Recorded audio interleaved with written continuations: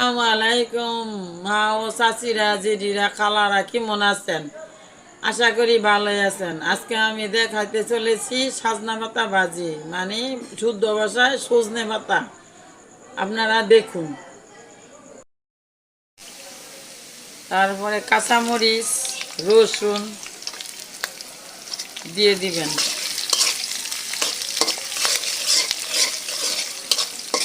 কাঁচামরিচ, পেঁয়াজ, রসুন লাল লাল হয়ে গেলে পাতি দিয়ে দিবেন সজনে পাতা।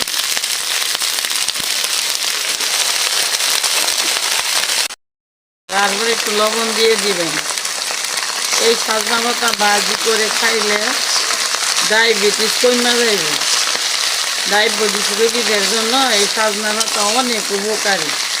তাছাড়া রস ভাতের জন্য অনেক উপকারী। আপনারা ভাজি করে খাইয়া দেখছেন কত মজা লাগে। সাথে সাথে অসুখ বিসুখেরও উপকার হবে ইনশাল্লাহ। সজনে পাতা ভাজি হয়ে গেছে, এখন নামিয়ে ফেলবো। এখন কত সুন্দর হয়েছে ভাজিটা। আপনারা গরম ভাত দিয়ে খাবেন। যাদের ডায়াবেটিস বেশি, 20-এর উপরে, 15-14, তারা শুধু পাতা ভাজি করে খাবেন, দেখবেন ডায়াবেটিস কমে যাবে ইনশাল্লাহ।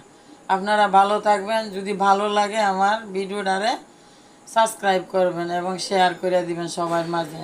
আপনাদের দোয়ায় আমাদের কাম্য।